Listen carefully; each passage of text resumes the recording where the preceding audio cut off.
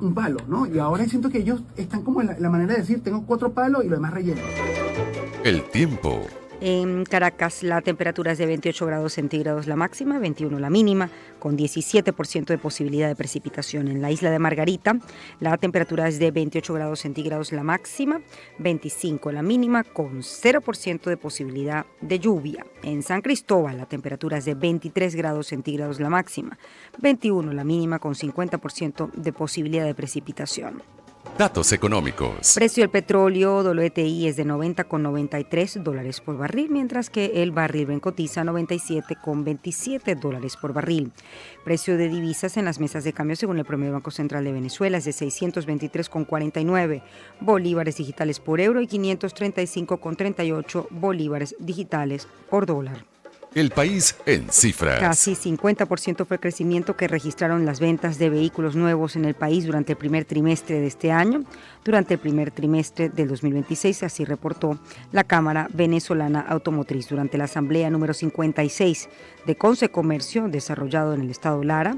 El presidente de Cabenés, Eduardo Cáceres, proyectó que la industria colocará al menos 50.000 unidades nuevas en el mercado para finales de diciembre, superando con holgura los 38.600 autos de pasajeros y carga vendidos el año pasado. El líder gremial proyectó de manera optimista que el sector cerrará diciembre con un piso de 50.000 unidades comercializadas en todo el territorio nacional. 12% es la proyección de crecimiento que podría registrar la economía venezolana, con una inflación de 192% al cierre de este año. Así detalló el economista, consultor financiero y profesor de macroeconomía del UCAP, Jesús Palacios Chacín. 327 accidentes de tránsito en el país, reportó el Observatorio de Seguridad Vial. El informe reveló que los motorizados concentraron el 54% de la totalidad de estos siniestros. De los 255 hechos atribuidos directamente a la conducta del conductor, el exceso de velocidad causó el 63,86% de los choques, la impericia al conducir 13,40% y el consumo de bebidas alcohólicas 2,18%. El estudio también destaca que los heridos y fallecidos pertenecen en su mayoría a la población joven del país, en edades comprendidas entre los 15 y los 34 años. 16% cayó el intercambio comercial binacional entre Venezuela y Colombia durante el primer bimestre de este año, así reportó la Cámara Empresarial Cabecol. El presidente del gremio, Luis Alberto Rusián, advirtió en Fede Cámaras Radio que los constantes cortes eléctricos disminuyeron la productividad de las industrias fronterizas, afectando especialmente la competitividad en la zona industrial de Ureña. Es noticia. Ayer, en horas de la tarde, se pudo conocer que la madre del preso político Joan Cruz Sánchez, María Concepción Sánchez, murió el domingo 24 de mayo tras sufrir un ACV a la espera de la excarcelación de su hijo. Familiares de María y Joan confirmaron al medio Runrunes el deceso de la señora y señalaron que la complicación de salud se presentó el 21 de mayo, por lo que estuvo internada en el Hospital de San Juan de los Morros, en Guárico, desde entonces. La Gobernación de La Guaira y Corpoelec activaron un plan especial de uso racional de la energía eléctrica junto a 48 empresas públicas y privadas identificadas como los mayores consumidores del Estado, con el objetivo de estabilizar el sistema y disminuir la demanda durante las horas pico. El gobernador de La Guaira, José Alejandro Terán, insistió en que llegaron a un acuerdo con los sectores productores que tienen mayor uso de energía eléctrica en la entidad. En Bolívar, donde se genera más del 70% de la energía eléctrica que consume todo el país, los apagones y fluctuaciones de voltaje han aumentado durante las últimas semanas. Escuchemos el reporte de Carlos Zúñiga.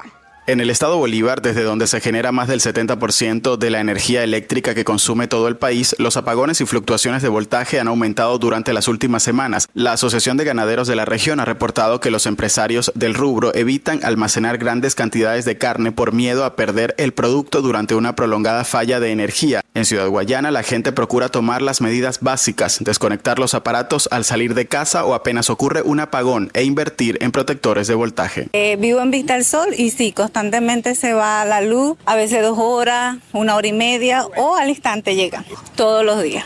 En la casa, por lo menos yo cuando salgo, desconecto los aires, protectores en la nevera, para ser más prevenida, pues tener precaución cuando salga la luz que yo no esté allí en la casa. En las zonas mineras Guasipati, El Callao, Tumeremo y El Dorado, donde se registran fallas eléctricas de entre 5 y 6 horas al día, ha aumentado la venta de generadores de energía, sobre todo en el sector comercial, pero quienes adquieren estas plantas eléctricas se encuentran con un obstáculo, las complicaciones para adquirir combustible.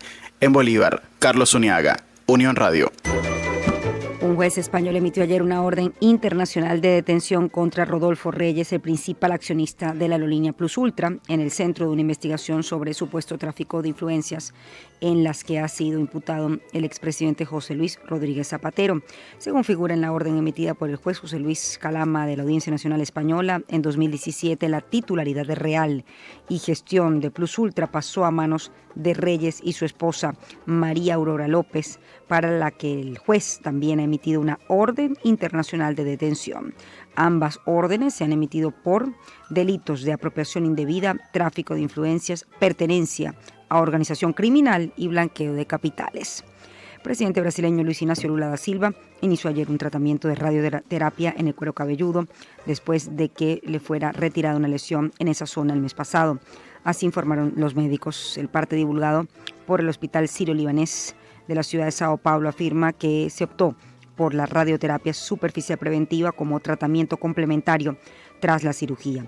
Pese al procedimiento, el político de 80 años de edad mantendrá sus actividades diarias sin restricciones, apunta el parte médico. Con el primer sufragio depositado en las urnas en Nueva Zelanda, se inició el proceso de votación en el exterior de las elecciones presidenciales de Colombia, en el que se elegirá al sucesor del presidente de Colombia, Gustavo Petro. La votación en el exterior se realizará hasta el próximo domingo 31 de mayo, cuando los colombianos que residen en su país podrán ejercer su derecho al sufragio. Durante esta semana podrán votar en la primera vuelta presidencial 1.400.000 colombianos que se encuentran fuera de su territorio. De ellos, 179.000 están en Venezuela. Escuchemos el reporte de Óscar Pineda. Los colombianos que viven en el exterior ya empezaron a votar en la primera vuelta presidencial en 67 países. Para esta jornada se instalaron 253 puestos de votación. El primer voto de la jornada fue en Nueva Zelanda. Posteriormente, las embajadas en Reino Unido, Francia, Alemania y China iniciaron el proceso. El único documento válido para ejercer el derecho al voto en Colombia y en el exterior es la cédula de ciudadanía, bien sea la amarilla con holograma o la digital en su versión física o en el dispositivo móvil. Cabe destacar que el pasaporte, la contraseña y la libreta militar no son válidos para sufragar. Del total del padrón electoral, 179.000 colombianos están habilitados para participar en Venezuela. Desde Bogotá, Colombia, Óscar Pineda, Unión Radio.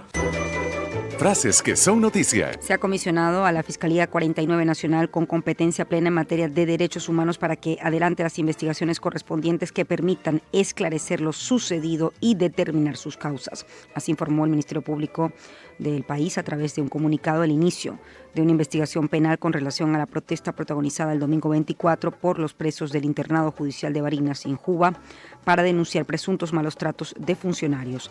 La actuación de la Defensoría del Pueblo se hace en el marco de sus atribuciones constitucionales y legales de ser garante del respeto de los derechos humanos de la población carcelaria y como facilitador de canales de comunicación entre los privados de libertad y las autoridades competentes para coayudar en el mantenimiento de la paz de estos recintos. Se garantizará el acompañamiento y mediación necesaria, actuando de forma activa en la negociación y priorizando la defensa y protección de los derechos humanos de la población penitenciaria. De esta manera, la Defensoría del Pueblo anunció su mediación en el internado judicial de Barinas para lograr una solución luego de que presos comunes protestaran el domingo para denunciar presuntos malos tratos en el recinto. Bueno, también quería conversar con la profesora Ana María, porque a partir del 1 de junio, la Universidad Central de Venezuela pasa a recuperar nuevamente los alquileres de la zona rental, pasa a recuperar la administración de estos espacios, de estas instalaciones, y los emolumentos que de allí se deriven será para la investigación, el fondo de investigación de los profesores universitarios. Así anunció la presidenta encargada, Delcy Rodríguez, que a partir de este 1 de junio de 2026, la Universidad Central de Venezuela retomará la administración y los alquileres de la zona rental. vez que ocurre uno de los fallones de luz, que la nevera de todos nosotros empieza a sufrir y se nos cayó el computador, imagínense lo que eso le hace a los pozos de petróleo. Cada fliqueo de luz nos puede tumbar 40 pozos de un solo pestañazo. Así lo dijo la gerente de Asuntos Corporativos de Chevron, Susana Brugada, para advertir que las fallas eléctricas afectan la operatividad en los pozos petroleros. La crisis eléctrica no solo afecta el funcionamiento de los servicios públicos, también altera condiciones esenciales para el ejercicio de derechos y el bienestar de niños, niñas y adolescentes. Así lo advirtió ayer en un comunicado de la ONG SECODAP. La organización sostuvo que la incertidumbre permanente, los cambios constantes en los horarios y la interrupción del sueño, la pérdida de conectividad y el aumento del estrés familiar pueden producir igualmente cansancio emocional, ansiedad, irritabilidad, dificultades de concentración y sensación de agotamiento. Agenda del día. Hoy el INAME prevé la presencia del polvo del Sahara en Venezuela. De acuerdo con la información publicada en la cuenta de Instagram del INAME, las partículas de polvo sahariano tendrán concentraciones más leves o de leves a moderadas y van a afectar principalmente a la zona norte y costera del país. Lo más viral. El antesalista Grande Liga Michael García ha desatado la polémica tras publicarse un reporte del diario Meridiano que indicaba que la directiva de Tiburones de La Guaira buscaba un millonario acuerdo para amarrarlo por las próximas temporadas. El de La Sabana soltó una frase lapidaria en sus redes sociales: vale más la palabra que el dinero. Con esta declaración, el antesalista ratifica su distanciamiento de la directiva guairista debido a los conflictos internos de la pasada campaña. La diseñadora y empresaria suiza Caroline Schoenfeld es tendencia mundial tras protagonizar el momento más artístico y comentado de la clausura del Festival de Cine de Cannes. La directora artística de 64 años de la mítica firma de alta joyería Chopard dejó a todos los fotógrafos con la boca abierta al posar de puntas sobre la alfombra roja. Performance fue elogiado por los internautas, quienes destacaron su clase, decencia y originalidad para acaparar las miradas en el cierre de la gran cita del cine mundial.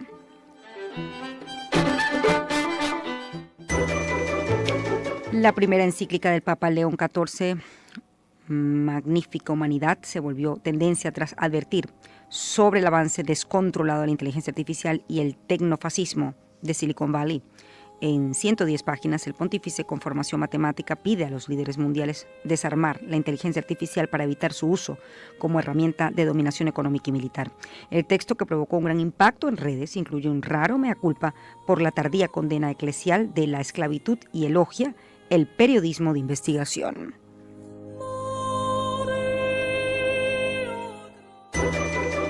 Ciencia y tecnología. Los maratones y ultramaratones podrían estar vinculados al cáncer de colon, según un estudio realizado por el oncólogo Timothy Cannon. Si bien el ejercicio moderado reduce significativamente el riesgo de recurrencia del cáncer de colon, el esfuerzo extremo de los maratones y ultramaratones podría tener un efecto contrario debido al desgaste físico prolongado. Según el oncólogo, durante estas carreras el cuerpo desvía la sangre y el oxígeno hacia las piernas, privando el intestino y dañando sus células, lo que suele provocar síntomas como náuseas, calambres o sangrado rectal. El peligro radica en que al terminar el esfuerzo, el cuerpo repara este tejido mediante una replicación celular acelerada que aumenta el riesgo de mutaciones genéticas, pólipos y potencialmente cáncer. Por ello, el especialista advierte que cualquier corredor de largas distancias con síntomas intestinales persistentes debe consultar a un médico y solicitar una colonoscopia. El tablero. La Asociación de Fútbol Argentino confirmó que Caracas será la sede de su primer campamento formativo internacional para niños y adolescentes entre los 6 y 16 años. La cita será en las canchas del Caracas Sport Club y estará dividida en 2 semanas intensivas, del 3 al 7 de agosto y del 10 al 14 de agosto, en el horario comprendido de 8 de la mañana a 1:30 de la tarde. La iniciativa busca sembrar en el talento emergente local con los valores de liderazgo y trabajo colectivo que caracterizan al balompié argentino. La Superliga Profesional de Baloncesto definió los cruces para las series semifinales del Campeonato Nacional. A partir de este miércoles 27 de mayo, 4 de las franquicias más importantes del país van a buscar el pase a la gran final en series pactadas al mejor de 4 compromisos. Cocodrilos de Caracas medirá fuerzas ante el Quinteto Insular de Margarita, mientras que el vigente campeón Gaiteros del Zulia va a protagonizar una batalla de alta tensión física entre marinos de Anzoátegui. ¿A qué suena el día? Con Shirley Barnaghi. Por Onda, la superestación.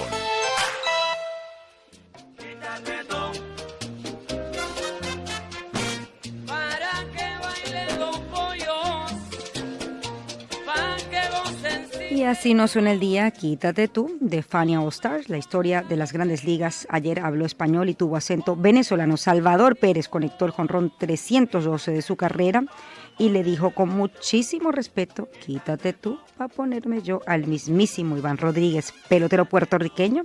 Se convirtió así en el receptor latino con más cuadrangulares de todos los tiempos en la Major League Baseball, MLB, tras superar una marca que se mantenía como referencia entre los receptores de origen hispano. Durante el encuentro frente a los Yankees de Nueva York, Salvi conectó su 9º jonrón de la presente temporada y el número 312 de su carrera en las mayores. Además, Pérez igualó a George Brett como el pelotero con más cuadrangulares conectados en el Kauffman Stadium, un dato que refuerza su impacto y consistencia como figura emblemática de la franquicia del Kansas City.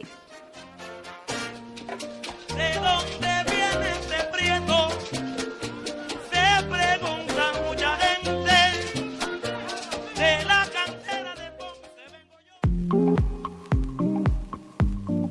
La canción para iniciar la mañana suena aquí. En Shirley Radio. Play. Debido a que su casa en los Estados Unidos cogió fuego y junto a su señora, los dos tuvieron que lanzarse de un tercer piso, ¿verdad?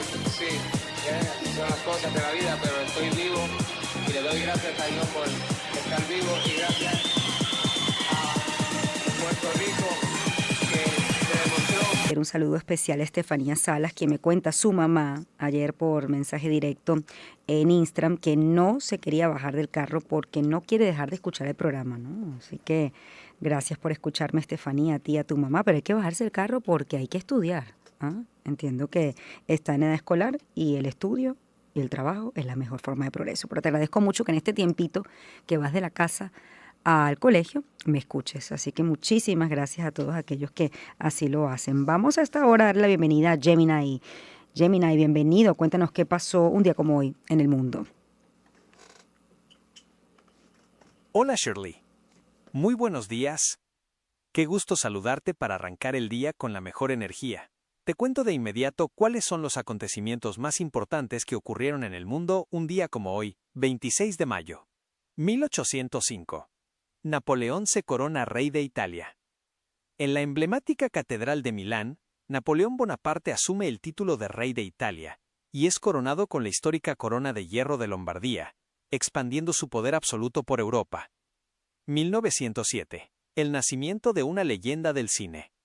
Nace John Wayne, uno de los actores más famosos e icónicos del viejo Hollywood. Se convirtió en el símbolo eterno del cine western gracias a películas inolvidables como La diligencia y Centauros del desierto. 1923. Primera carrera de las 24 horas de Le Mans. Se celebra por primera vez en Francia esta mítica competencia automovilística. Con los años, se convirtió en la carrera de resistencia más antigua, prestigiosa y exigente del planeta, un verdadero templo para el automovilismo.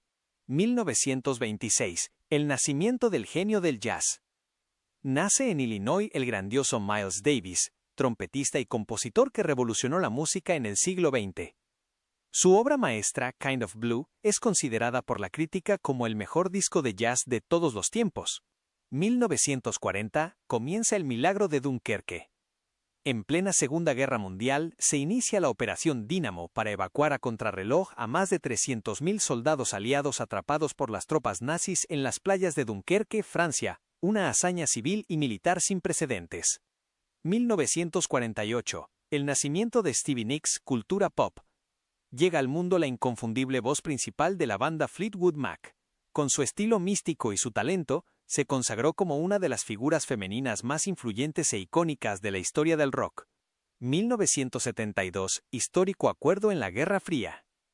Los Estados Unidos y la Unión Soviética firman el Tratado sobre Misiles Antibalísticos, Tratado ABM. Este pacto limitaba los sistemas de defensa nuclear de ambas potencias y supuso un paso crucial para evitar una guerra atómica. ¿Quieres alguna otra información, Shirley? Gracias, Gemini. Sí, quisiera saber qué pasó en Venezuela un día como hoy. Por supuesto, Shirley. Vamos de inmediato con los acontecimientos que marcaron la historia de Venezuela un día como hoy, 26 de mayo. 1802, el matrimonio de Simón Bolívar. Con tan solo 18 años, el futuro libertador contrae matrimonio en Madrid, España, con la joven madrileña de origen venezolano María Teresa Rodríguez del Toro y Alaiza. Trágicamente, ella fallecería en Venezuela apenas 8 meses después a causa de la fiebre amarilla. Este doloroso hecho cambió el rumbo de la vida de Bolívar por completo, quien juró no volver a casarse y decidió volcar todo su dolor y energía en la causa independentista. 1856, inauguración del primer telégrafo en el país. Durante el gobierno del general José Tadeo Monagas, se inaugura oficialmente el servicio del telégrafo electromagnético en Venezuela, conectando en su primera línea a Caracas con La Guaira. Fue un salto tecnológico fundamental que revolucionó las comunicaciones del siglo XIX en nuestra nación. 2005. Fallecimiento de Alfonso Chico Carrasquel. El país y el mundo del deporte se visten de luto tras la partida en Caracas de esta leyenda del béisbol. El Chico Carrasquel hizo historia en 1951 al convertirse en el primer pelotero latinoamericano en ser seleccionado para un juego de estrellas de las Grandes Ligas, MLB, abriendo las puertas en las mayores y consagrándose como el gran pionero y referente de los campocortos venezolanos. ¿Quieres repasar algún otro dato, Shirley? No, muchas gracias, Gemini. Gracias por tu información y tu precisión en la información que nos das cada mañana. Bueno, a esta hora tengo el gusto de recibir a Guillermo Tela Veledo, doctor en Ciencias, mención Ciencias Políticas de la Universidad Central de Venezuela. He querido conversar con él, sobre todo para analizar la perspectiva de lo que ha ocurrido este fin de semana, ¿no? ¿Qué lectura política? Buenos días y bienvenido, Guillermo. Qué gusto tenerte aquí. ¿Qué lectura política haces de esta reunión que se realizó, fuera de Venezuela, con distintos líderes de la oposición venezolana y específicamente la plataforma de la Unidad Democrática, ¿no? ¿Qué lectura haces de cara a la situación política en Venezuela, la circunstancia que atraviesa el país? Bueno, al comienzo del año se dijo que este era un nuevo momento político, esta es una suma de nuevos momentos y los hechos de este fin de semana son parte de eso en la medida que tenemos la oportunidad que no se había podido dar en varios años de la reunión y del esbozo de coordinación, pero también de anuncio, vamos a decir, simbólico, cercano, del liderazgo del grupo más continuo y tradicional de la oposición. Esto no quiere decir que es la única oposición, pero en todo caso es el que puede reclamar para sí una representatividad mayor y que no tiene hoy por hoy lazos institucionales dentro de sí. La plataforma unitaria estuvo muy afectada por los hechos postelectorales, por la dinámica de cierre del sistema postelectoral. Nótese que de los dirigentes que estuvieron en Panamá, una cantidad está en el exilio, otra cantidad estuvo retenida por el Estado, otra cantidad estuvo en clandestinidad. Entonces, ¿cómo podías tú hacer esa reunión en estas circunstancias? Pues hay otras circunstancias. Que se tenga que hacer además fuera de Venezuela. Bueno, eso justo iba a decir. Revelador. Bueno, el tema aquí es si esa reunión se realizó fuera de Venezuela, no es en sí mismo ya una evidencia de las limitaciones que tiene la oposición para poder desarrollar su actividad política en el país. Pues absolutamente. Hemos tenido destellos. Algunos de estas personas no pueden reunirse porque no pueden llegar al país. Otros están ya haciendo actividad dentro del país, están movilizándose y demás. Pero lo bueno de esto, en el sentido de una orientación hacia una apertura política y demás, es que es un paso necesario. No estoy diciendo que este es el paso indispensable, no necesariamente es el paso que determina ese sentido, pero estos son sectores que están decididos muy abiertamente hacia demandar la apertura política y que están entonces reorganizando las acciones concretas. Y además dejan de lado ciertas banderas, como están recalibrando qué van a pedirle y qué van a ofrecerle al país. La oposición habla nuevamente de transición democrática. ¿Qué significa eso? La transición hoy en Venezuela. ¿Una elección? ¿Una negociación? ¿Un pacto político? Todo eso es la apertura hacia esa idea, apertura que, bueno, depende, uno se abre para ofrecer, pero también hay que abrirse a la demanda, ¿no? Y habrá que llegar a puntos intermedios y puntos de encuentro. Creo que uno importante es el replanteamiento de la demanda en torno a los resultados electorales del año 24, porque ese es un contencioso que produce, por diversísimas razones, un cierre del sistema. Ese es un tema completamente tabú y pasado, y que es verdad, no se puede referir a él abiertamente, pero que dice, bueno, vamos a, eso que siempre se dijo, pasar la página, pero pasar la página diciendo no se trata de mantener lo que está, sino de replantear la sociedad que decida, que relitigue, que replantee cuál es el origen del poder político. Y eso creo que es una demanda importante. Hacia allá apunta esta reunión. Creo que la idea además de reactivar cuadros es también esperanzador. Piensen ustedes, si ustedes son un militante en el interior del país que ha estado perseguido, que ha estado hostigado, que ha estado además aislado de otros, ver esa posibilidad de dirigentes que tienen cercanos, que miran, que respetan, porque de repente no lo hace la sociedad en general, pero sí esos movimientos y movimientos importantes, pues lo tienen, es simbólico para ellos de manera fundamental. Ha tocado un punto que, bueno, es delicado. La oposición insiste en nuevas elecciones. Sí, insiste, digamos, en eso, que entiendo que es parte de las conversaciones. Ahorita también se dio sí en el corto, mediano, largo plazo. Creo que también hay algunas diferencias allí. Pero de cara a la ciudadanía, bueno, eso puede interpretarse como dejar atrás el reclamo de lo que ocurrió el 28 de julio del 2024 o como una forma pragmática de abrir una, digamos, salida, ¿no? Salida desde el punto de vista electoral. Digamos, ¿cómo sostener ese argumento de unas nuevas elecciones? Las dos cosas no necesariamente están reñidas. Hay un status quo y una situación extraordinaria en la que estamos, en la cual hay un gobierno, para algunos, un gobierno que está por los hechos, que se sostiene por una realidad concreta de lo ocurrido no solo en los últimos meses, sino en los 2 años anteriores. Pero a la vez es el que existe. Ahora, tú estás diciendo, esto es para apuntar al cambio. ¿Y yo qué voy a sacrificar?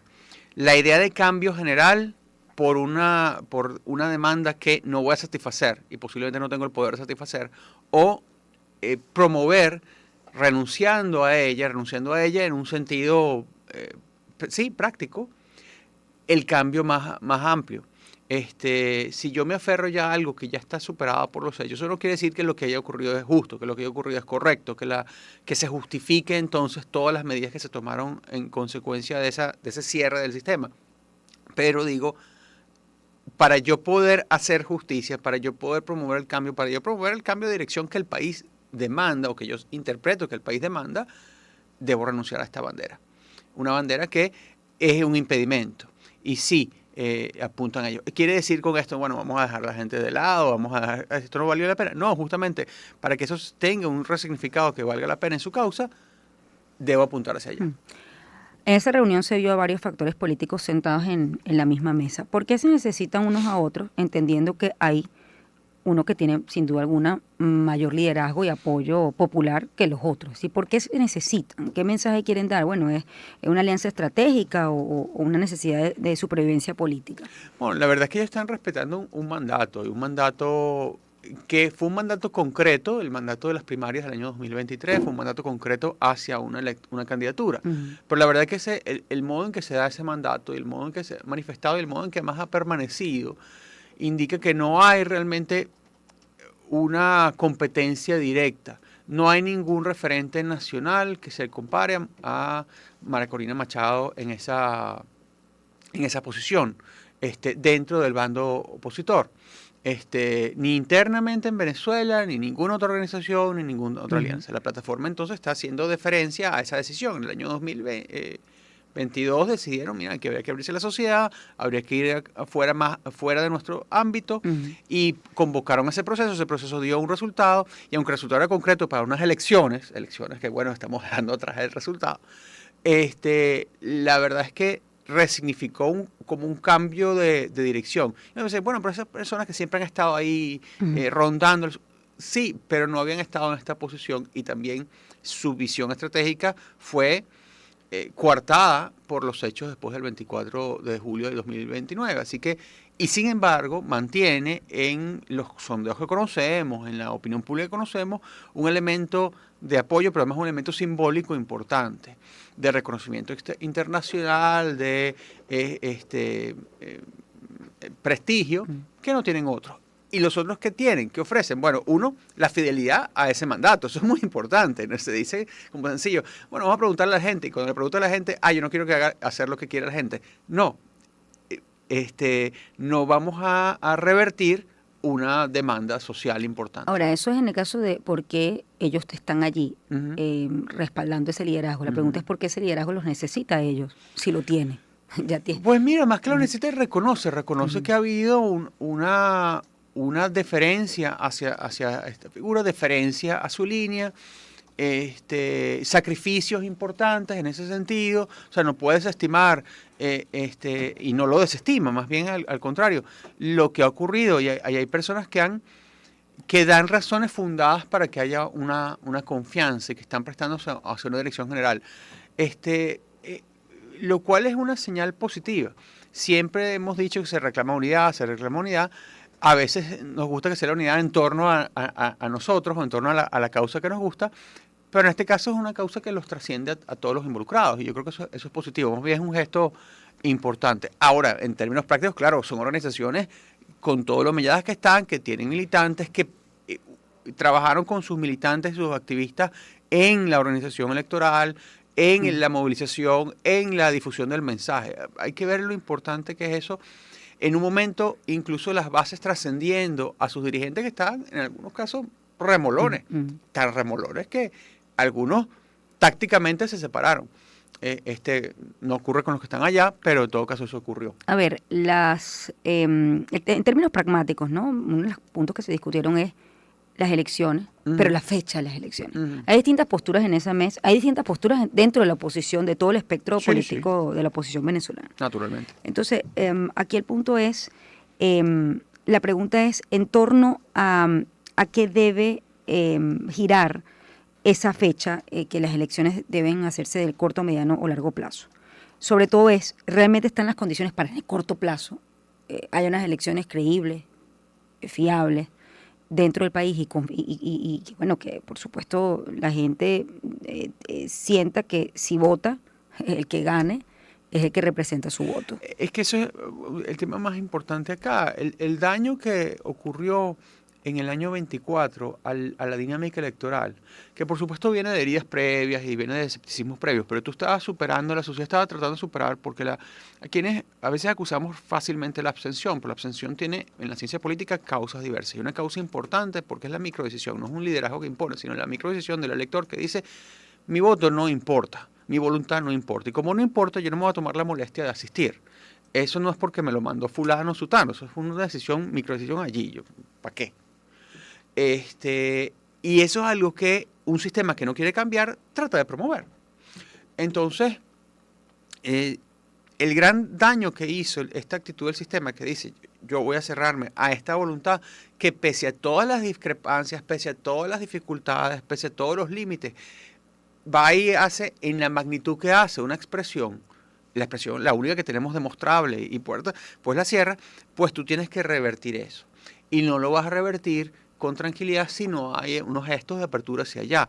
Eso quiere decir que, bueno, hay que desmontar todo el aparato. Pues posiblemente haya que hacer una reforma importante. Esa reforma requiere acuerdos. Esos acuerdos requieren tiempo. Y ese tiempo, más allá del tiempo práctico de organizar una elección, requiere un tiempo político de maceración, que es parte de lo que está en lista. ¿Y se han dado esas muestras de realmente cambio bajo el gobierno actual? Hablemos de, por ejemplo, la reforma del poder moral o los poderes públicos. Hay días que amanezco pensando que sí, hay días que pienso que no. Es decir, porque estos son procesos en los cuales solo vamos a ver con los resultados. Yo creo que en términos políticos las muestras han sido pocas, porque bueno, el sistema también teme un avasallamiento, teme ser superado por los acontecimientos, y también el sistema mismo no tiene una unidad en su criterio político sobre cómo proceder. Tú eres un reformista y quieres dar el menor cambio posible, un poquito de cambio, pero el menor cambio posible que te sacude el sistema, y otros no quieren dar ningún cambio. Lo que uno siente en el cálculo al tiempo de hoy es que los cambios son simplemente para pasar el tiempo, o sea, para hacer un tránsito de esta circunstancia y no cambiar hacia un nuevo status quo. Pero a la vez, cada pequeño cambio condiciona los cambios posteriores. Para que sea práctico todas las medidas económicas que se quieren dar, hace falta una reforma institucional, y esa reforma institucional no hay confianza en los actores políticos, sociales, internos y externos de que la van a hacer los dirigentes actuales. Entonces, esa demanda de los dirigentes actuales es una apertura, pero que también ellos tienen la demanda de no hacer una apertura que sea tan dura para que les genere una debilidad en su flanco, vamos a decir, derecho, en su flanco ortodoxo. Entonces tienen que ir entregando. Pero a la vez podemos confiar en esos actores, podemos confiar en los hermanos Rodríguez, en tanto que sean los actores, a veces yo creo que son reformistas, a veces no necesariamente creo que son reformistas, sino que más bien están cuidando el status quo, pero cada vez que deciden algo se obligan en consecuencia y se limitan su actividad en consecuencia. Y yo creo que esa es la medida que lo vamos a ver. Ahora, al día de hoy, esas decisiones que tiendan a ese cambio son, si somos generosos, embrionarias. Si somos críticos, bueno, inexistentes, muy limitadas. Y quizás es difícil pedirle demasiado en estas circunstancias, quizás. Pero la orientación de todos los factores apunta a que esa es una demanda necesaria. La sociedad la quiere, los inversionistas la quieren, las instituciones lo necesitan porque no hay confianza en ellas. No hay confianza en ellas. Yo quiero reclutar a los mejores venezolanos para las diversísimas tareas de reconstrucción económica, institucional, funcional del país.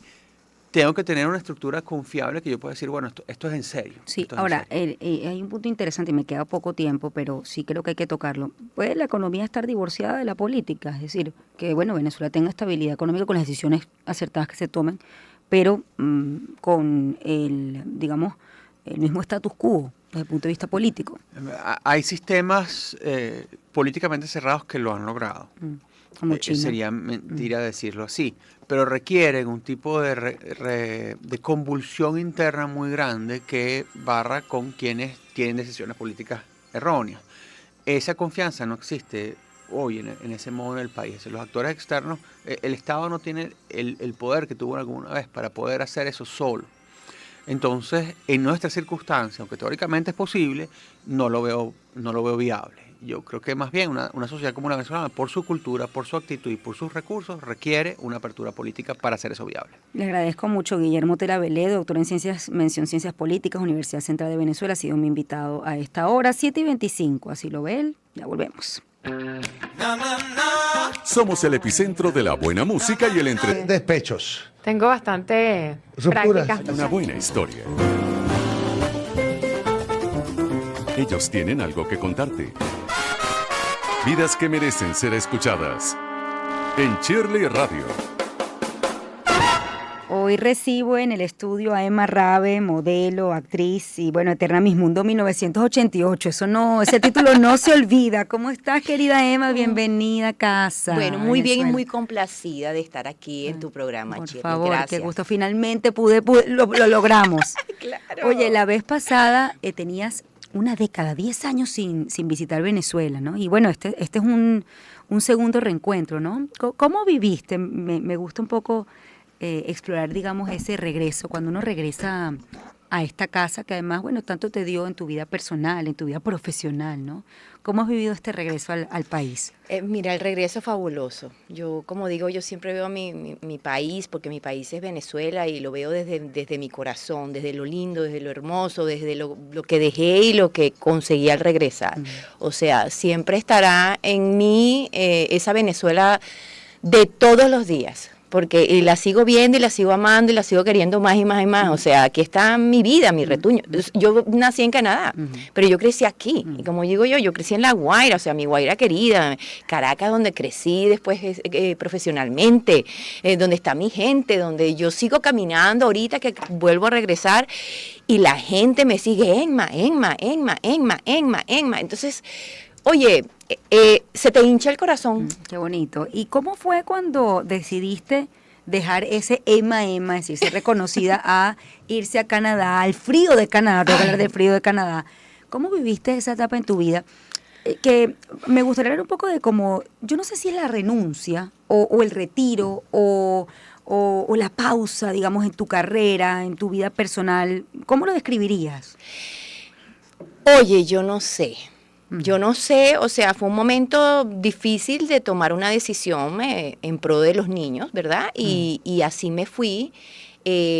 tenía también a mi mamá y mi papá esperándome allá, mi papá muy enfermo también y con el cual también quería compartir. Entonces quizá eso me ayudó un poquito a balancear ese sentimiento que está, tú sabes, o sea, aquel dolor de dejar tu tierra, pero también vas a estar con tu papá, con tu mamá y todo ese tipo de cosas. Pero fue difícil, yo siempre lo he dicho en todas las entrevistas, o sea, fue el año cuando yo regresé, cuando yo fui a Canadá, o sea, ese ha sido el año que yo he llorado más en mi vida, porque es encontrarte con un, si bien es cierto que nací allá, pues, pero no, iba de vacaciones, o sea, un país donde no sabes a dónde ir, donde no sabes dónde comprar un café, donde no sabes comprar el pollo chévere, o no hay queso, o no hay esto, hay mucho frío, te sientes desprotegido, o sea, tu madre tierra se acabó. Pero a la vez también le doy gracias a Dios y siempre digo que las cosas, o sea, tienen que pasar porque son decisiones del Señor y creo que me ha ayudado a que como seres humanos, y se lo transmito hoy en día a mis hijos y a todas las personas que veo, que uno tiene que estar preparado para el cambio. Tenemos que dejar fluir. O sea, la vida es así, la vida no es simplemente, no, es que yo quiero es esto, y si no se da es esto. No, a veces hay que dejar fluir en la vida y las cosas pasan por algo y tenemos que estar preparados. Y me doy cuenta de eso porque somos fuertes, los latinos somos muy fuertes y somos capaces de pasar por toda esa transformación de emigrar a otro país y de salir adelante. Los países, digamos, personas como los canadienses, americanos, ellos se ahogan en un vaso de agua tan fácil y aprenden mucho de nosotros, parece mentira, y lo reconocen. Sí. Dicen, los latinos ustedes son demasiado fuertes.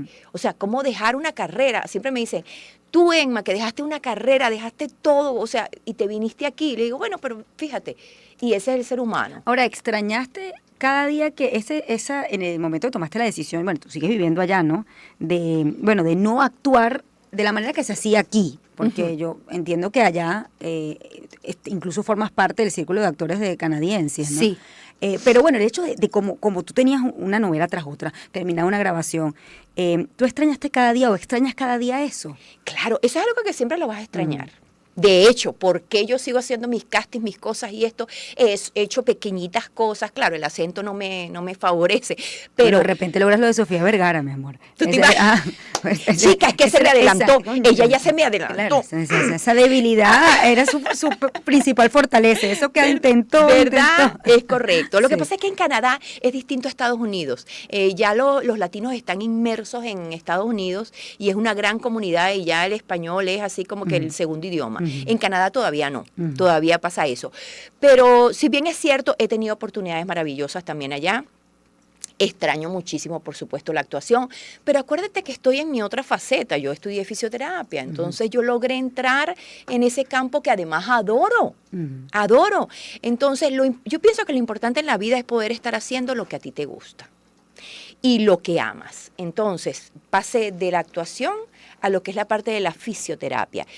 Y me fortalecí aún más en lo que es la profesión que yo más amo, que es ser mamá. Qué bonito. ¿Ok? Sí. Entonces, de verdad que mira, fueron pasando las situaciones difíciles, hoy en día veo a mis hijos que son seres de bien, que son seres que bueno, tú ojalá pudieses algún día conocerlo de verdad, o sea, son unos hijos adorables, ¿verdad? Y eso me satisface. Sí. Y digo, valió la pena. Valió la pena, sin duda alguna. Y al final, mira, tú sabes que yo siempre recuerdo esto, que uno cuando está en el ámbito público, bueno, sí, recibes el aplauso y el cariño de la gente, eso es muy bonito, pero cuando llegas a casa, quien te espera es tu familia. Y quien va a estar contigo cuando ya no estés en la pantalla es tu familia, ¿no? Y creo que ese es el mejor trabajo de uno, definitivamente. Tú sabes que a mí siempre me ha llamado la atención de tu historia, de Carmen Julia, de Daniel, que ustedes en medio de todo, digamos, ese triángulo, ustedes se llevaron, al menos durante muchos años, muy bien. ¿Cómo se logra eso, no? Es decir, cuando uno tiene que sopesar entre el bienestar de los hijos, la armonía, ¿cómo lo lograste? ¿Cómo lograron ustedes ese equilibrio de llevarse bien a pesar de las separaciones, de incluso la distancia, porque tú fuiste para Canadá? Siempre estuvieron en contacto y tuvieron una relación armoniosa. ¿Cómo se logra eso, Emma? Con amor. O sea, yo no podría explicar más nada sino que con amor. Ya todo el mundo conoce la historia de cómo Carmen se acerca a mí, al nacimiento de Daniel y todo esto. Como digo yo... Todo el mundo conoce la historia, pero siempre es bueno saber también, escuchar de la otra parte. De otra parte, ¿no? ¿Cómo lo viviste tú? Porque Mira, bueno, no debe ser fácil siempre tener esa tensión y que, oye, la ex esposa se acerque a la nueva esposa de esa manera, ¿no? ¿Cómo lo viviste? Pero es que para mí, yo te digo sinceramente que para mí siempre fue tan normal y tan sencillo, porque yo siempre estuve empática con Carmen Julia. O sea, imagínate, o sea, vamos a estar claros, o sea, es verdad, ellos habían terminado una relación y todo, pero una persona que tiene sus hijos con ese hombre, que además lo quiere, porque además Carmen Julia y yo todavía seguimos amando a Daniel, o sea, y eso es entendible. Y llega otra persona, más joven que ella, y está con el marido, el padre de tus hijos. ¿Cómo te vas a sentir? Ay, no, pero es que no, porque Carmen Julia, porque ella hace eso, pero por Dios, yo te aseguro que yo hubiese hecho lo mismo.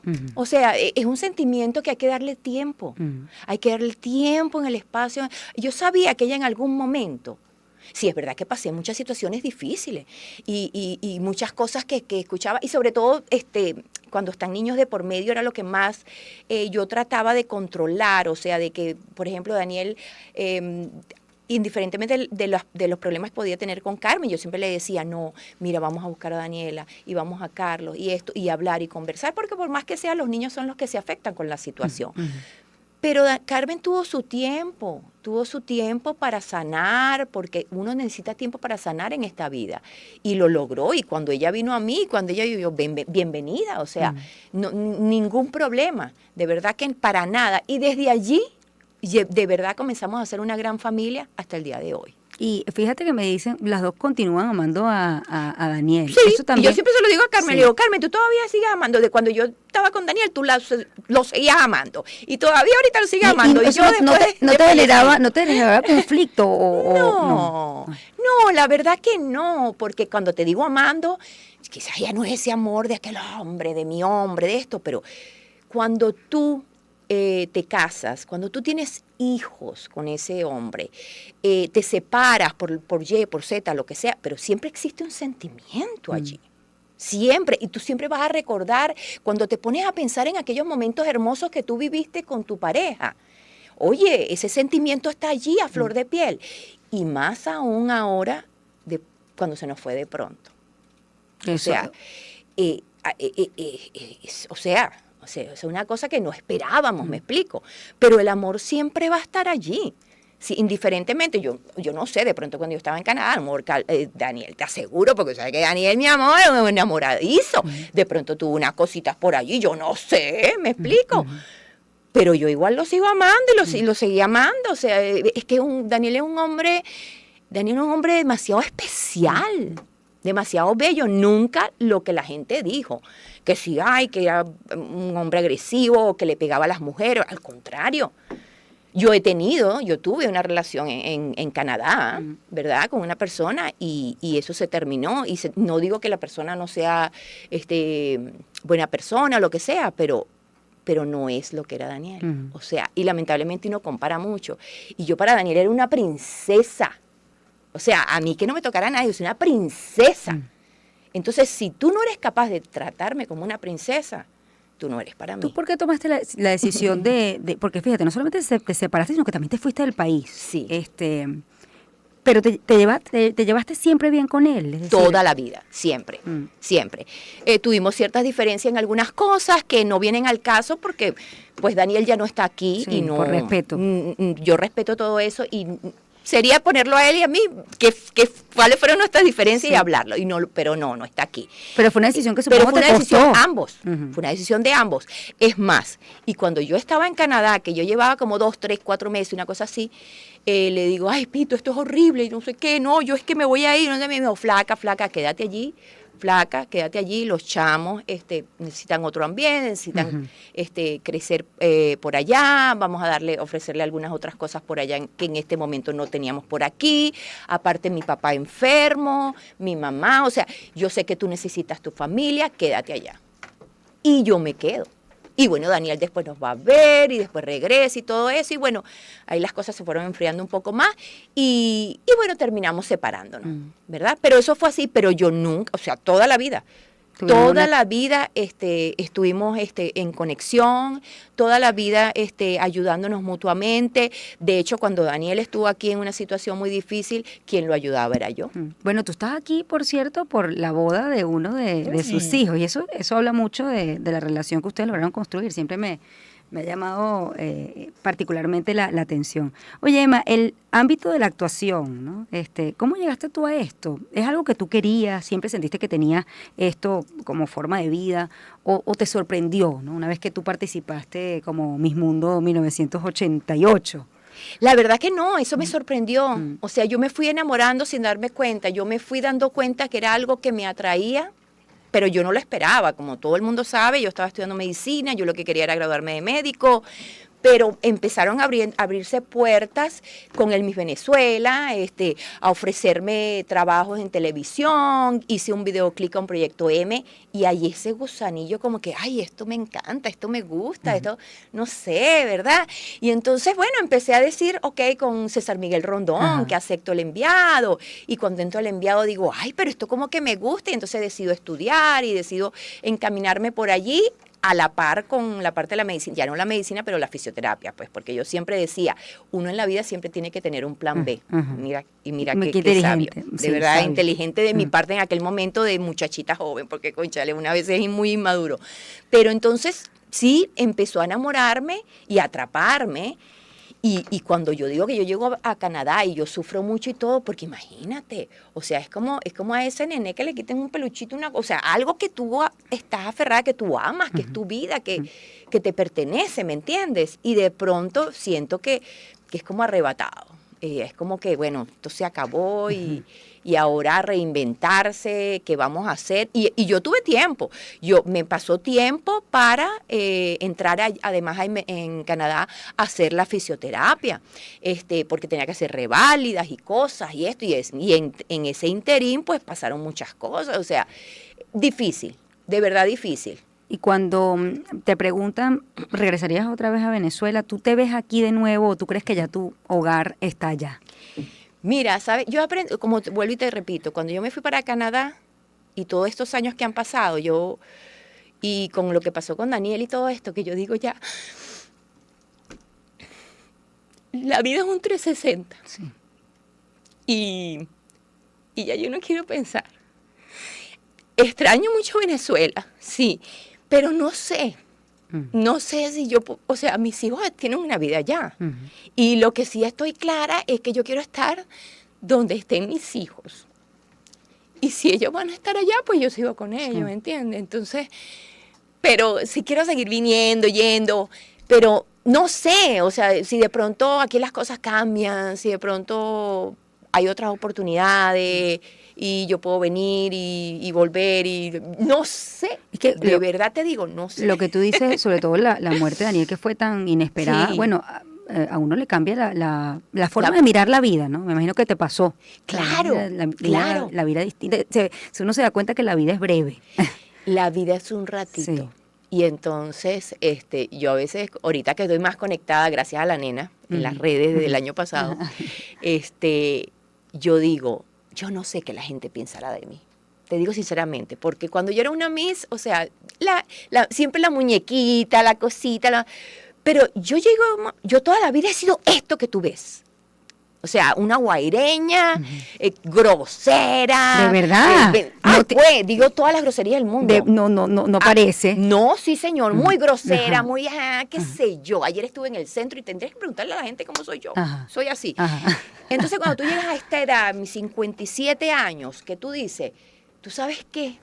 Yo estoy donde me quieran, yo hago lo que quiera mientras no le hago daño a nadie y que piensen lo que quieran. ¿Me explico? O sea, si yo voy en el carro y a veces me pongo a gritar, pues yo soy así, me pongo a música y estoy con los pelos locos y, ay, pero arréglate el pelo. Y dice, pero si no me dio la gana de perder el tiempo a arreglarme el pelo. O sea, yo estoy disfrutando la vida. La vida es un ratito. ¿Y eso cambió después de lo que pasó? Así, esa perspectiva después de lo que pasó con Daniel. Siempre he sido una persona muy honesta conmigo misma, pero siempre he tratado de mantener un poquito, tú sabes, ay, aquí estoy. Y yo nunca olvidaré una cosa que Daniel también siempre me decía, tú no tienes que demostrarle nada a nadie. Tú eres quien eres Y no nadie, o sea, tú no tienes que tratar de actuar ay, aquí estoy, sí, en más rabia, ay, sí, no sé qué. No. Y él siempre me lo decía. Y de paso, todos los cambios que dan en la vida. Entonces, así como que uno trata siempre de ser, ¿cómo te digo? Polite, en el sentido de también guardar compostura en ciertos sitios. Tú no vas a ir a una iglesia o algo, un templo y comportarte. Pero lo que quiero decir es que ante las personas, así que si voy a un ejecutivo, no sé qué, ya esto es una cosa muy, muy clara y muy limpia y muy honesta. Yo y de soy ser así. como tú eres, porque no. ¿Sabes qué? Se acabó. O sea, no podemos vivir en esta vida aparentando esto o aquello, o buscando aquello, o en tres. No. La vida es muy, muy corta. Disfruta. Y en eso, yo tengo años en eso. Y sí, como tú dices, cuando la muerte de Daniel, pues más rápido todavía. Más rápido todavía. O sea, que dije, mira, ¿sabes qué? La vida es un ratico y esto hay que disfrutarlo. Y a veces mi chamo me dice, mami, mira, mami. Y mami que no le gusta usar el bra porque me fastidian las costillitas y la gente me mira. El que me quiera ver, que me vea. Y el que no me quiera ver, que no me vea. Ayer fui para el centro de unas oficinas que tenía que hacer unos trámites con los chamos y yo en franelilla que venía de la playa y tal, y no me dejaban entrar. Y digo, bueno, no entro. No entro, pero ¿qué voy a hacer? O sea, lamentablemente así estoy. Y entraron los chavos, hicieron su trámite. Ellos solo. Me explico. Qué bonito. Y además, bueno, es genuino el ser así, ¿no? Y bueno, con los años. Oye, la gente siempre dice, Emma, ¿qué hace Emma para verse tan hermosa con el pasar de los años? Porque tú no has cambiado. ¿Cuál es tu secreto? Mira, yo soy un alma libre y yo creo que eso es muy importante. Yo soy una persona que busca la solución ante el problema. Soy una persona que no se estanca ni se queda allí. Y si tú te pones a ver qué es lo que realmente nos envejece, por supuesto, claro, todos vamos a envejecer, pero digamos la rapidez con que tú vayas a envejecer, con la rapidez que te vayas a enfermar, con la rapidez que te vengan todo ese tipo de cosas, depende de cómo tú lleves la vida, de cómo tú manejes tus emociones, tus conflictos, y no te quedes allí, porque la cronicidad es lo que afecta al organismo, tanto emocional como espiritual y físico.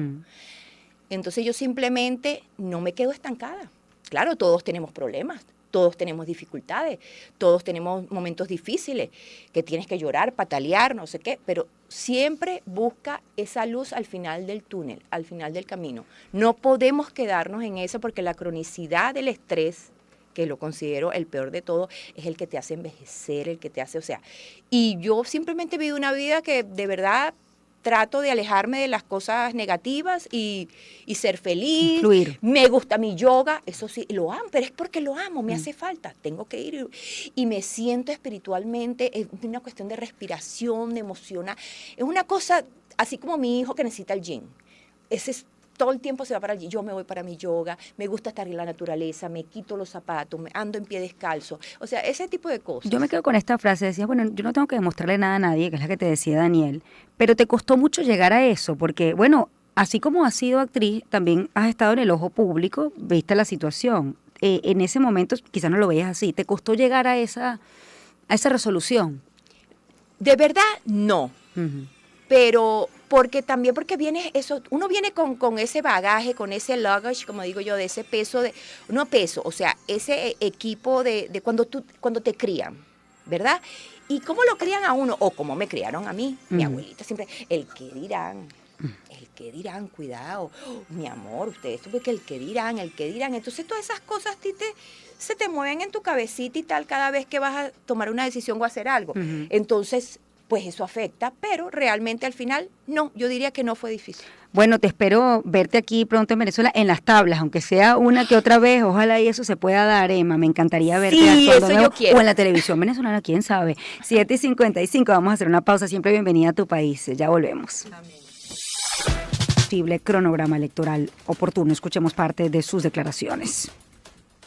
El tema más importante acá, el daño que ocurrió en el año 24 a la dinámica electoral, que por supuesto viene de heridas previas y viene de escepticismos previos, pero tú estabas superando, la sociedad estaba tratando de superar, porque a quienes a veces acusamos fácilmente la abstención, pero la abstención tiene en la ciencia política causas diversas, y una causa importante porque es la microdecisión, no es un liderazgo que impone, sino la microdecisión del elector que dice, mi voto no importa, mi voluntad no importa, y como no importa, yo no me voy a tomar la molestia de asistir.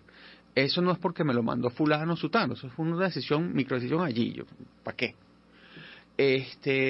Y eso es algo que un sistema que no quiere cambiar trata de promover. Entonces, el gran daño que hizo esta actitud del sistema que dice, yo voy a cerrarme a esta voluntad que pese a todas las discrepancias, pese a todas las dificultades, pese a todos los límites,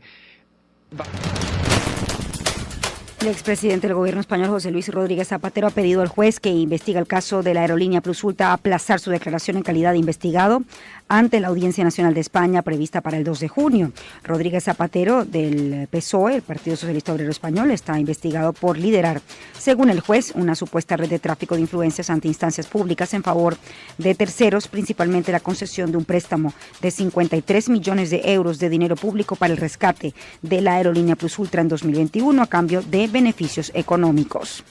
El legendario saxofonista estadounidense Sonny Rollins falleció este lunes a la edad de los 95 años en su residencia en Woodstock, Nueva York. Durante más de 6 décadas de carrera impecable, revolucionó la improvisación y se convirtió en un pilar de la música contemporánea.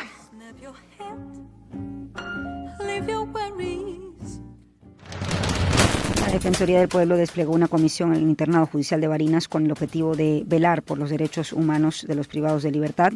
La actuación permitió verificar la integridad física de la población penitenciaria y escuchar sus demandas a fin de encontrar soluciones a sus solicitudes junto a las instituciones correspondientes. A través de una publicación en redes sociales, la Defensoría aseguró que continuará garantizando el acompañamiento y la mediación necesaria, actuando de forma activa en la negociación y priorizando la defensa y protección de los derechos humanos de la población penitenciaria. La ONG Foro Penal informó que al menos 39 detenidos han sido excarcelados en los últimos días, luego de que las autoridades se comprometieran la semana pasada a otorgar unas 500 liberaciones a personas que se encuentran en prisión. Hasta hoy solo hemos verificado la excarcelación de 39 presos políticos desde el 18 de mayo, cuando se anunció la supuesta excarcelación de 300 y luego de 500 personas. Al menos en lo que respecta a presos políticos, eso no ha ocurrido, dijo el director presidente de la ONG, Alfredo Romero, en un mensaje en X.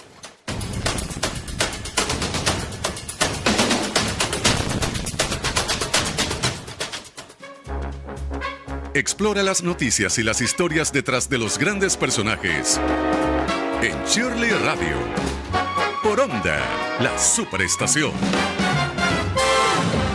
Hoy en nuestra sección Salud en Onda vamos a hablar de la epigenética, más allá del ADN, y tengo el gusto de conversar con Wilnur Rudberg, experta en epigenética, nutrición y anti-aging, y André Fermín, médico internista del Hospital de Clínicas Caracas. Qué gusto tenerlos aquí. Bueno, entiendo que van a tener una presentación hoy martes, por cierto, en el Hospital de Clínicas Caracas, pero me ha parecido interesante porque se habla cada vez más de la epigenética, ¿no? Hay gente que lo escucha, pero realmente no tiene el conocimiento de qué es y cuáles son sus alcances. Así que, aunque yo quiero mucho a André Fermín, voy a darle el honor de que abra esta entrevista a Wilnur Rudberg, porque, bueno, es la dama de esta entrevista. Buenos días y bienvenida, Wilnur. Qué gusto conversar contigo esta mañana.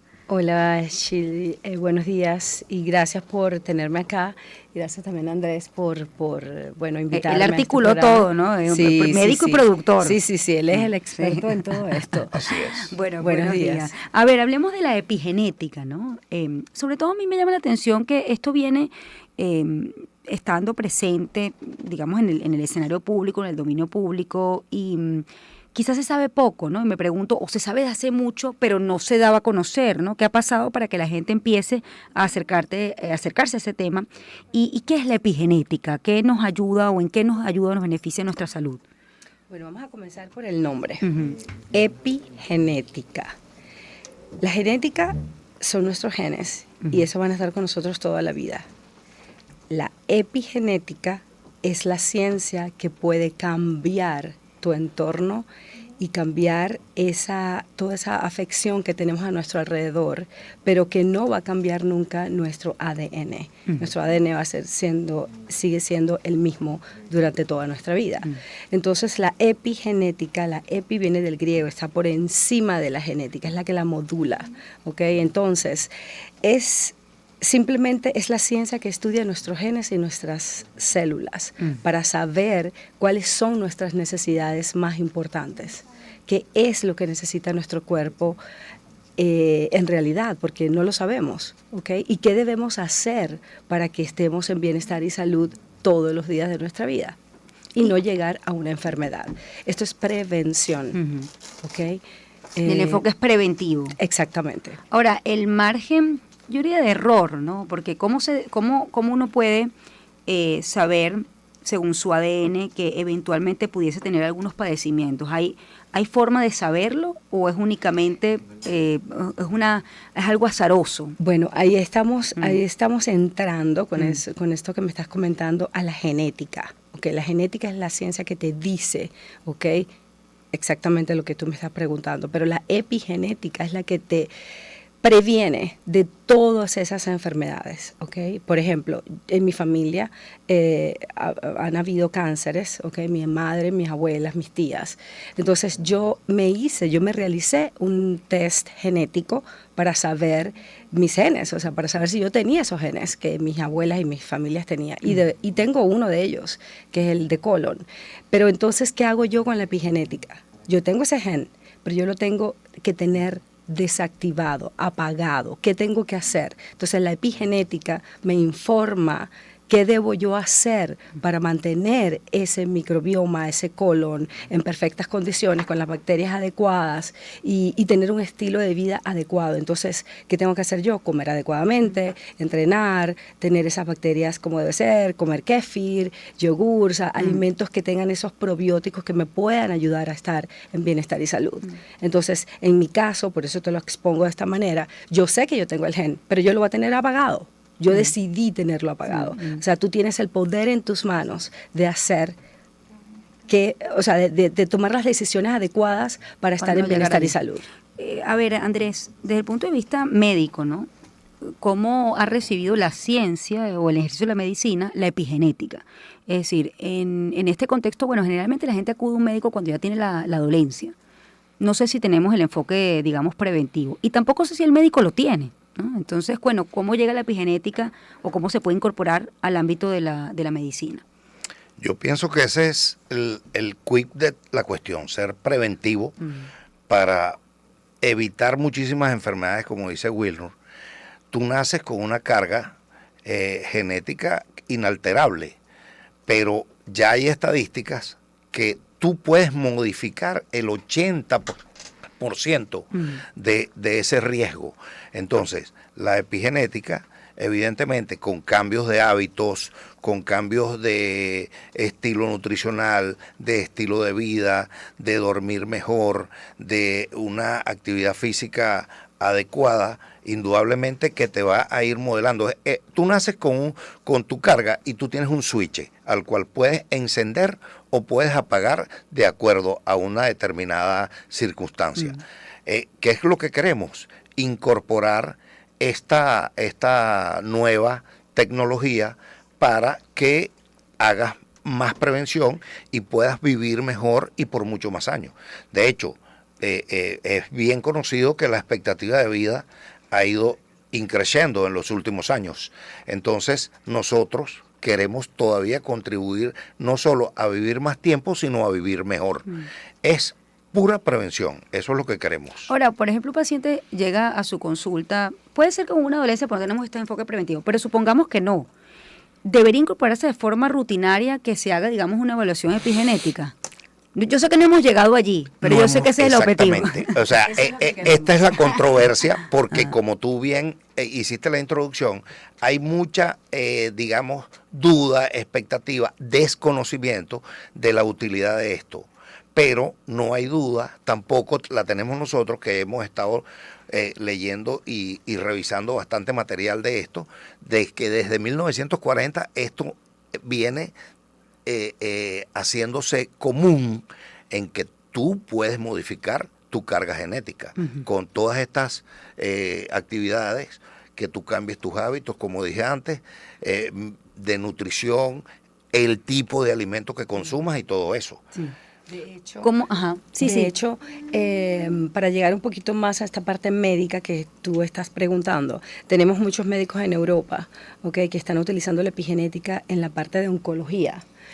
Entonces, si ponemos un ejemplo de pacientes oncológicos antes, durante y después, tenemos ejemplos, de personas que han estado en este tratamiento oncológico. ¿Qué pasa? Tenemos sí o sí que utilizar estos medicamentos, Estos son unos químicos demasiado fuertes que tienen efectos secundarios. Entonces, ¿qué pasa con la epigenética? El médico oncólogo puede ver cómo están esas células, cómo están estos sistemas, qué es lo que esta persona necesita para reforzar estas células y poder tener una mejor reacción a estos medicamentos y además combatir la enfermedad de manera más perfecta, ¿no? Si se puede llamar de una manera. Sí. Entonces hay una precisión allí que se utiliza y esto favorece tanto por supuesto al paciente, pero también al médico, ¿no? De poder llegar a esa homeostasis que es lo más importante cuando estamos en una enfermedad de ¿Cómo esta. se realiza el diagnóstico? Porque bueno, yo he visto que también hay un peligro con esto, ¿no? Que es la ciencia y la pseudociencia, ¿no? que es realmente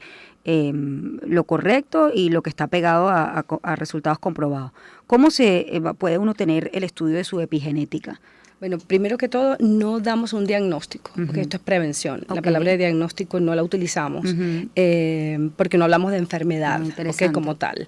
Hablamos ni de alergias, hablamos de prevención. Esto es muy importante que las personas lo sepan. Aquí no vamos nunca a dar una patología, el examen tiene un 98,9% de exactitud, de qué pasa dentro de tus células y tus sistemas. ¿Cómo se hace? Se hace con 5 cabellos, se saca de la parte occipital de la cabeza, que es donde tenemos mucha información de nuestro ADN. De allí, este folículo piloso que extraemos de esta parte de la cabeza se pone encima de este escáner. Este escáner absorbe esta información y nos la envía a nuestro laboratorio en Alemania, Hamburgo, y de Alemania se procesa toda esta información y se devuelve a nuestro sistema, y es cuando recibimos de 30 a 36 páginas de qué es lo que pasa exactamente en tus células y qué exactamente es lo que vas a hacer durante 90 días para prevenir enfermedades, para optimizar tus células y tener una calidad de vida perfecta.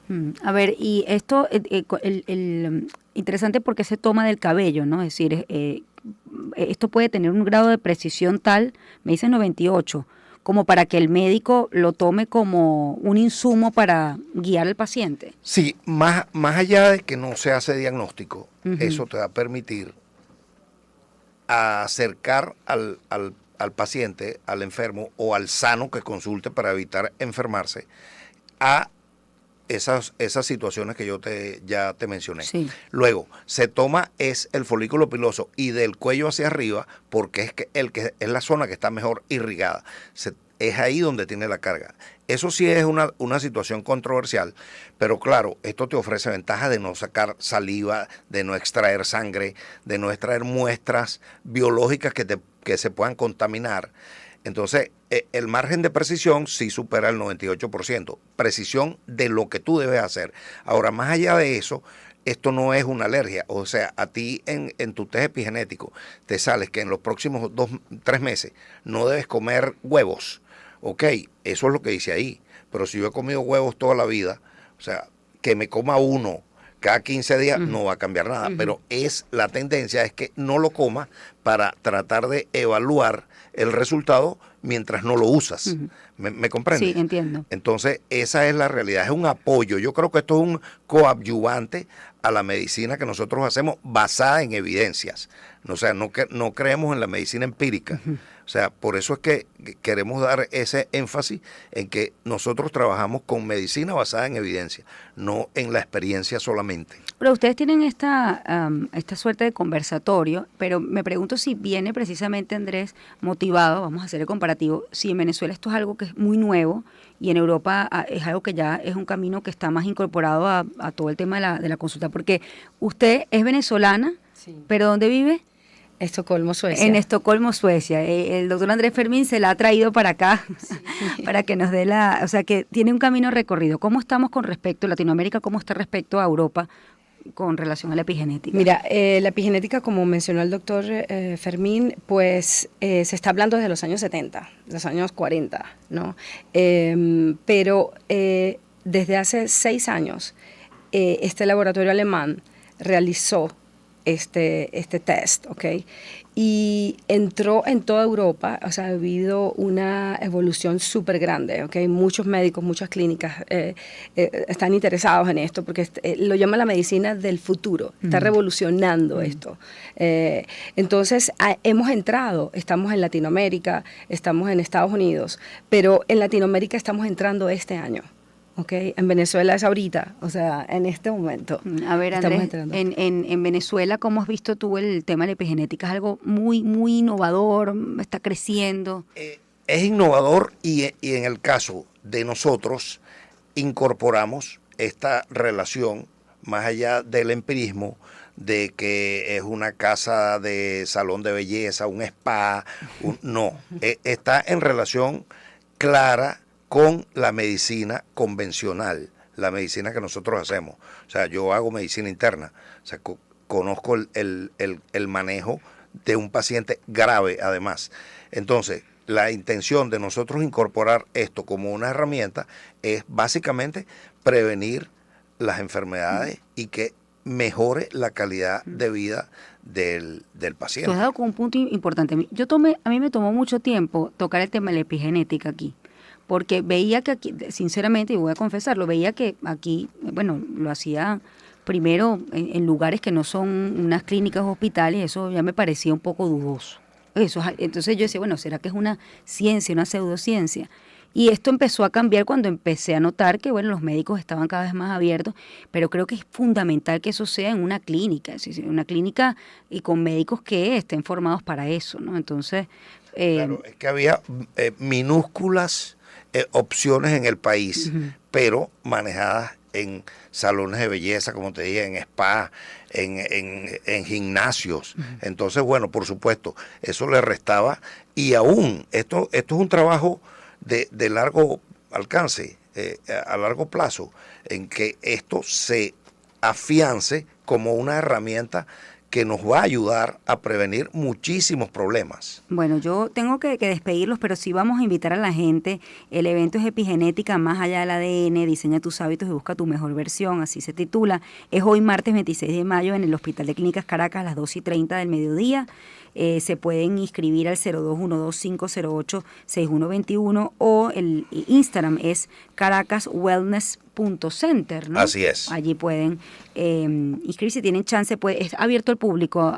Es abierto al público con cupo limitado porque tú sabes, el auditorio nuestro tiene una capacidad reducida. ¿Cuánto tiempo tenía que no estaba aquí en Venezuela? 13 años. 13 años. Sí, ¿Y cómo ha sido ese reencuentro? Maravilloso. Tengo un carrusel de emociones hermosas. Bueno, qué bonita. Bienvenida a casa y además para aportar conocimiento a nuestro país. Les agradezco mucho que me hayan acompañado esta mañana en nuestra sección Salud en Onda. Andrés Fermín, médico internista del Hospital de Clínicas Caracas, y Wilner Rudberg, experta en epigenética, @Andrés Fermín M en sus redes sociales y @IamWilnur. Por allí pueden ubicarlos si tienen dudas sobre la epigenética. 8:25, hacemos una pausa, ya volvemos. Pero desde las cosas más sencillas, como mira... Tengo el gusto de recibir a Capuy, quien reabre las noches de Guataca. Está Miguel Aón, cuatrista y cantante, y Justin Colmenares, cuatrista, cantante y guitarrista. Se siente la presencia de ellos aquí en el estudio y qué gusto tenerlos aquí. Además me encanta que puedan hacer versiones de grandes temas que tengan nuestro sonido, nuestras raíces tradicionales, ¿no? Buenos días y bienvenidos, ¿cómo están? Muy bien, ¿y tú cómo estás? Muy bien, qué gusto tenerlos aquí. Bueno, es interesante, saber, sobre todo si uno quisiera, por supuesto como músico, que tiene unos temas, que tiene además su música tradicional, pero que la gente, además, lo interesante es cómo hacer que la gente se acerque a través de temas y que pueden ser tocados con nuestro instrumento. ¿Cómo tú describirías el cuatro? ¿Es un instrumento noble para poder hacer versiones o es más difícil? Bueno, tiene sus cosas buenas y sus complicaciones. Yo prefiero ver las cosas buenas, porque claro, al ser un instrumento con un registro bastante más corto por la cantidad de cuerdas que tiene menos cuerdas que una guitarra, es menos, digamos, amplio en registro que un piano, pero esa misma, digamos, esa misma limitación. Podríamos llamarlo así, pero realmente no. Esa misma limitación, por llamarlo así, es lo que le da esa versatilidad, porque al tener un registro medio y esa facilidad para tocar menos cuerdas, pues te da la posibilidad rítmica de hacer muchas más cosas. Es un instrumento muy versátil, lo puedes llevar a cualquier lugar, levantas una fiesta con esas 4 cuerdas, así que para mí es un instrumento sumamente noble. Sí, a ver, cuando ustedes se acercaron al 4, fíjate que no es limitación, es esa condición, la característica. Cuando deciden hacer música, ¿no? En tu caso, ¿por qué elegiste el 4 como forma de vida o manera de expresar tu arte? Claro. ¿Cómo es tu historia, Justin? A mí desde pequeño me habían comprado 4 de esos de juguete que no afinan, ¿sabes? Lo que ponen en las paredes siempre de decoración. Y me encantaba mucho tratar de sacar entre comillas, las melodías del arpa, porque yo soy llanero, en el 4. Entonces ya más grande, me compran un 4 de verdad y me inscriben en clase. Yo siempre he sido fanático del rock, de diferentes géneros. Y traté de llevar eso al 4. Me gustó mucho el instrumento. Además, como tengo toda la vida en eso, tengo como 13 años tocando 4. Un llanero fanático del rock. Sí. Ok. No, está muy bien. Estoy aquí poniendo las características. Bueno, si me ven, no me veo muy llanero. No te ves muy llanero, No. pero eso se lleva en la sangre. Claro. Ajá. Entonces empezaste a acercarte de esa manera. Sí. Y perfeccionarlo. Ahora trataste de llevar esto del rock a versión 4. ¿Qué tan complejo? ¿Qué tan complejo fue para ti? Bueno, sí fue bastante complicado porque yo también toco guitarra actualmente. En ese momento solo tocaba el 4. Y el rock se toca con guitarra originalmente y tiene un registro muy grave, el 4 no lo tiene. Entonces hay que resolver muchas cosas, como pensar fuera de la caja, realmente. Sí. El problema es pensar fuera de la caja y la versatilidad está en uno mismo, no en el instrumento. ¿Cómo fue tu acercamiento con el 4? Bueno, yo soy de Carora, Estado Lara, y allá que no toca 4 tiene que irse de la ciudad. Mi mamá obviamente tocaba 4, daba clases en una escuela. Ella fue la primera que me enseñó como los primeros pasos, los primeros acordes. Y empecé con la música, digamos, de allá de Lara, el golpe tocuyano, el golpe curarigüeño, el tamunangue, ese tipo de música. Y luego con la gaita, y así fue mi acercamiento mediante la música venezolana. Y después obviamente me dio curiosidad, digamos, las propuestas más nuevas de la música venezolana que estaban influenciadas por el jazz, como C4 Trío, Aquiles Báez. Y a medida que me fui integrando en ese mundo, me fue llamando la atención hacer cualquier tipo de música con el 4. Y ya he llegado al punto en el que estoy haciendo mi propia música con esas influencias que uno tiene en la vida. ¿Y cómo surge Capuy? ¿Cómo se encuentran ustedes? Bueno, a Justin lo conocí en Guanare, una vez que fui a tocar allá. Yo ya lo había visto por las redes, lo vi tocando una canción, creo que era de ABBA. De ABBA, sí. Dancing Queen. Ajá. Bueno, lo vi tocando Dancing Queen en Instagram y yo dije, no, bueno, yo cuando vaya para Guanare tengo que conocer a este chamo. Y cuando estuve allá le escribí, mira, vamos a conocernos, vamos a tocar algo juntos. Se fue con un amigo y el amigo también tocaba el bajo. No se ha muerto, creo yo. Y nos pusimos a tocar allí. Bueno, yo vi que no era mentira, que no era IA, sí tocaba de verdad bastante. Y nada, nos hicimos súper panas. Yo le dije, cuando yo me vaya a Caracas y empiece a trabajar allá, a hacer cosas, te voy a invitar algún día. Y él 2 años después se mudó para acá y justamente empezamos a trabajar juntos en una orquesta donde tocamos los dos. Ajá. Y allí ya tuvimos ya cancha libre para empezar a hacer música como grupo. Y surgió Capuy. Surgió Capuy, obviamente tocábamos juntos, pero no tenía nombre el grupo. Así que ya hace un año nos pusimos de acuerdo como en formalizarlo un poco más, ya empezar a hacer videos desde la cuenta de Capuy y ahí, bueno, a mí empezó este viaje. Bueno, ya escuché su historia, ahorita quiero escucharlo, ¿no? Y me llama mucho la atención, te quiero preguntar algo, en las escuelas de Lara, tú me dices, bueno, que no toque 4, pero ¿esto es algo que se enseña en la escuela o más bien algo familiar? Bueno, yo estudié personalmente en muchos campos, muchas escuelas rurales, y en todas estas escuelas mi mamá era la profesora de música, entonces sí, habían 4 y ella hacía estudiantina con los niños, y tocaban 4 y hacía coritos, cosas bastante sencillas, pero había. Entonces yo diría que por lo menos desde mi experiencia sí. En Lara hay muchas escuelas donde hay 4 y donde se enseña a tocar al 4. Yo diría que sí. A ver, aquí tenemos un guaro. ¿Tú sabes tocar 4? Ah, claro. ¿Viste? Que diga que no. Guaro que se respeta toca 4. Bueno, te voy a decir una cosa, yo que no toco 4, yo cuando estuve de visita, he ido ya varias veces a Barquisimeto, lléveme en el lugar que me voy a comprar un 4, porque usted no sabe tocar, no importa, algún día, pero quiero tener un 4 de aquí del estado Lara, Claro. y así ahí lo tengo, pero ustedes luego me van a enseñar a tocarlo. Claro que sí. Ahora, con estas uñas podré tocar En la mano derecha sí, en la izquierda sí tienes que me tengo que... perder glamour. No, ¿cómo hacemos? ¿Ah? Entonces me pongo a tocar arpa.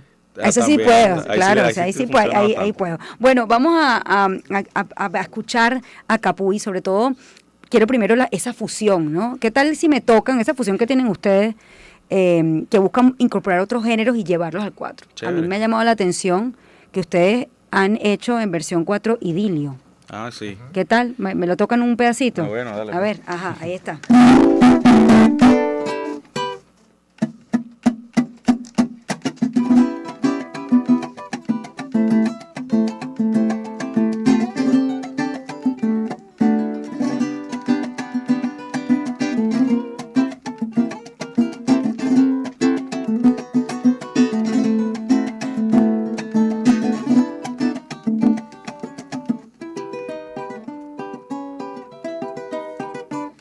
Solo me alienta el deseo divino de hacerte mía.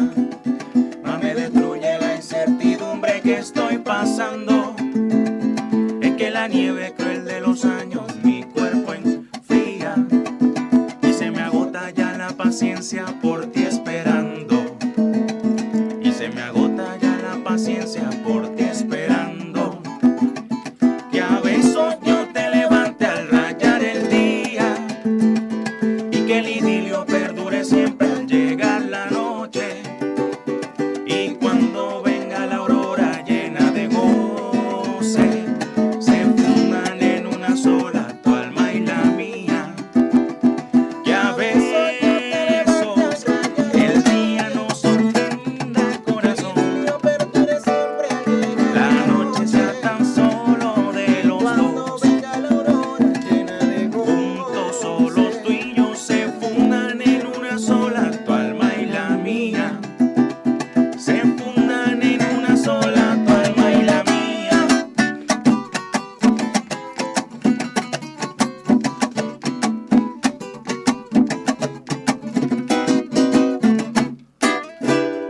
Wow, aplausos aquí, todo el público que tenemos en el estudio. Bueno, esto es salsa. Voy a poner algo más difícil. ¿Están preparados? ¿Qué tal tocar Sweet Child of Mine? Claro que sí. ¿Sí? Wow, vamos a ver cómo suena esto en 4. En el 4, por si acaso.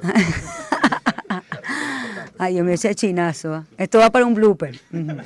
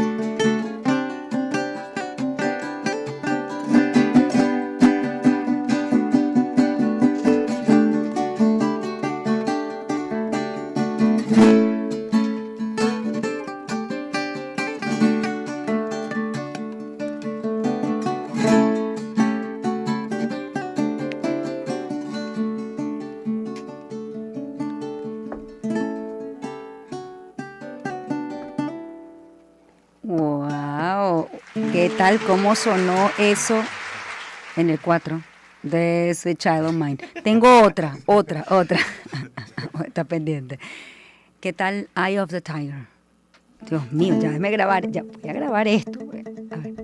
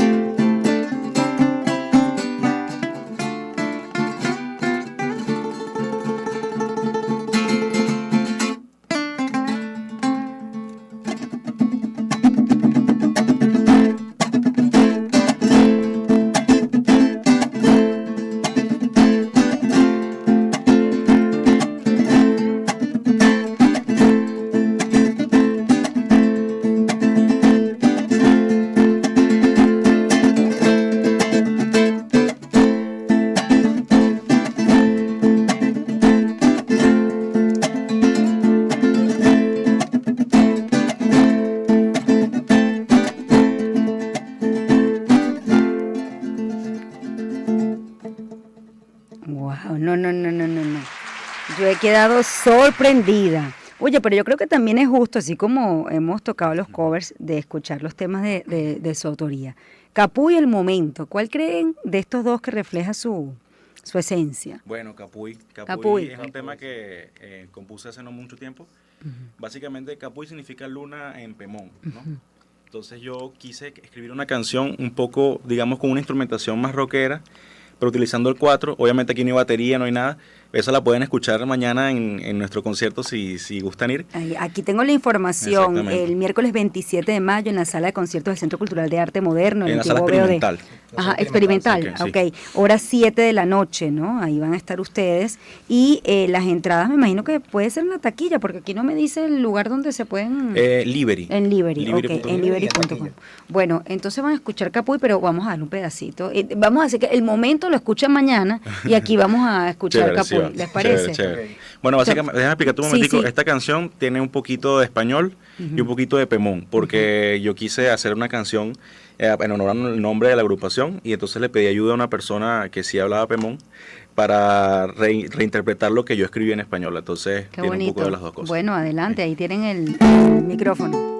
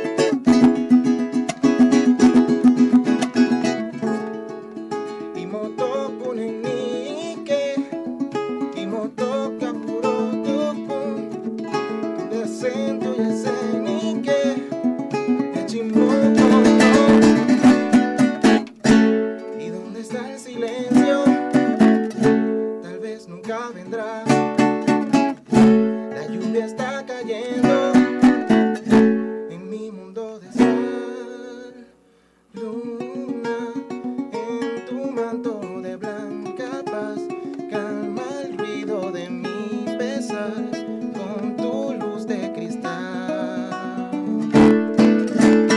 Luna, en tu norte se apagará, en tu eco se perderá este grito feral, este grito feral.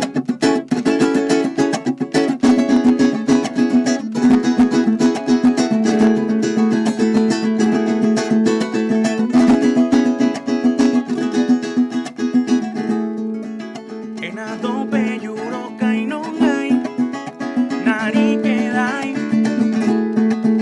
chimi no bikarinda topo para utapón. ¿Y dónde está el silencio? Tal vez nunca vendrá. La lluvia está cayendo en mi mundo de sal, luna, en tu manto de blanca paz, calma el ruido de mi pesar, en tu luz de cristal. Luna, en tu eco se perderá, en tu norte se apagará este grito feral, este grito feral. Wow, qué hermoso. Hermoso, y me ha encantado también la fusión que han hecho con el Pemón y creo que es muy bonito. Bueno, pero Te mandan un mensaje, eso no se pronuncia así. bueno, poco a poco, Sí, ¿no? sí, ahí vamos, Después lo practicando. incorporamos también a Capuy. Bueno, la invitación es que la gente los acompañe en esta presentación Noches de Huataca, mañana miércoles 27 de mayo en la Sala Experimental del Centro Cultural de Arte Moderno Antiguo BOD, 7 de la noche. El recital será presentado por el maestro de ceremonias Miguel Delgado Esteves, ¿no? Va a estar allí. Y bueno, mucho éxito, sé que lo van a tener